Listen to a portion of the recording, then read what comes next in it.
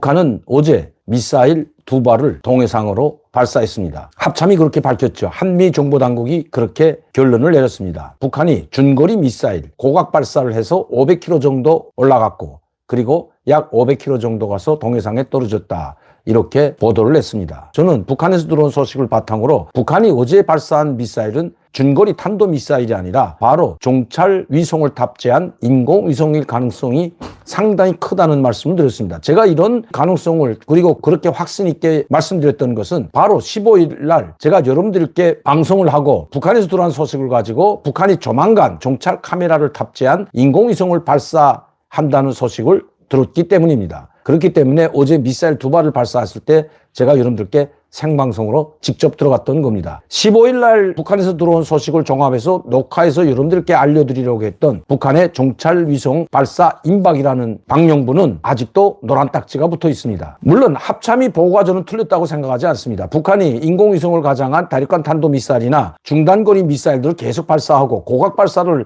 수십 차례 해왔기 때문에 뭐 놀랄 일도 아니죠. 또 합참이 정확히 그 재원이나 성능에 대해서 밝힌다면 북한이 그것을 그 정보를 바탕으로 해서 활용할 수가 있기 때문에 우리 합참이나 정보당국이 이제는 북한에 대한 미사일을 정확히 재원을 밝히지 않는 것도 저는 맞다고 생각합니다. 단 어제 저는 북한이 발사한 미사일은 바로 종찰 위성일 가능성이 상당히 높을 뿐만 아니라 어제 발사했다면 오늘 좀 보도할 것이라고 이야기했습니다. 북한에서 들어온 정보위에서 여러분들께 소식을 알려드렸던 겁니다. 자, 그런데 김정은이도 이 종찰 위성 시험 발사입니다. 이번에도 완성품이 아닌 시험 발사를 했는데 여기에는 나타나지 않았습니다. 12월 16일 날 동창리 소해 발사장에서 고체 연료 엔진 시험을 했습니다. 이 다陸間 탄도미사일에 탑재할 수 있는 그 엔진 150톤 F 엔진 시험을 했는데 여기에는 김정은이가 나타났죠. 왜? 이건 북한에서는 가장 커다란 성과이기 때문입니다. 그리고 이것은 이미 몇 차례 실험을 하고 성공을 했기 때문에 김정은이 현지 지도에 나왔다는 것입니다. 이미 국방과학원에서는 이 연소 실험을 비롯한 고체 엔진 실험을 다 해놓고 완성해놓고 김정은을 이 현지 지도하게끔 이렇게 기획을 했다는 겁니다. 이것이 성공하지 못할 것 같다면 김정은이는 고체 엔진 시험 현장에 나타나지 않죠. 나타났다고 하더라도 그게 실패했다면 공개하지도 않을 겁니다. 예전엔 계속 그랬죠. 자, 이번에도 종찰 카메라를 탑재해서 종찰 위성을 발사한 것이 아니라 북한 보도에 의하면 종찰 위성 시험 발사라고 했습니다. 이 시험 발사는 뭐 계속 엔진 실험하듯이 계속 할 수가 없기 때문에 이것이 실패할 수도 있고 성공할 수도 있기 때문에 이번에 김정은은 여기에는 현지도에 나온 것 같지 않습니다. 아마 현지도 했다면 성공했다는 것과 함께 바로 김정은의 사진이 등장하겠는데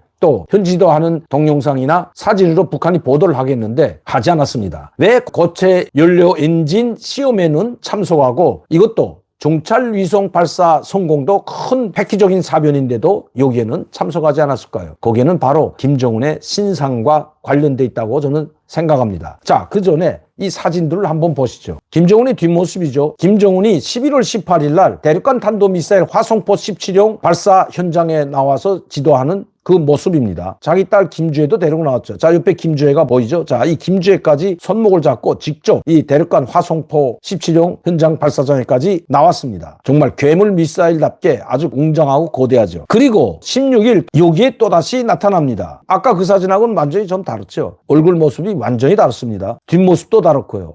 이건 어제도 제가 보여드렸지만 김주혜도 데리고 나오지 않았습니다. 일단 그 김주혜가 나왔던 것은 평양과 가까운 순환비행장 근처이기 때문에 김정은의 집에서 직선 거리가 뭐 한 30km밖에 되지 않으니까 데리고 나올 수 있죠. 그러나 소위 동창리 발사장은 상당히 멉니다. 그리고 다 안 데려온 이유가 저는 또 하나 있다고 생각이 됩니다. 모습이 다르기 때문이죠. 12월 17일 사망 11주기 때도 나타나지 않았습니다. 1주기부터 10주기까지 매번 나왔던 김정은 중요한 종찰위성 시험 발사에서 성공했다고 발표하는데도 그 자리에도 나타나지 않은 김정은 그리고 이 고체 연료 엔진 시험에 이상한 김정은이 나타난 북한 여러분들은 어떻게 생각하십니까? 이번에는 북한의 종찰위성 중요 시험이라고 했습니다. 획기적인 정말 이 사진을 여러분들 보시면 동창리 미사일을 발사체에 세우고 발사한 것이 아니라 이동 발사체에서 이동 발사 말하자면 이번에 그 다陸間 탄도미사일 화성포 17형도 이동 발사대에서 발사했죠. 자동차에 실은 이동 발사대에서 직접 발사했는데 인공위성도 북한이 이렇게 고정 발사체가 아닌 화물 자동차에 싣고 다니는 이동 발사체에서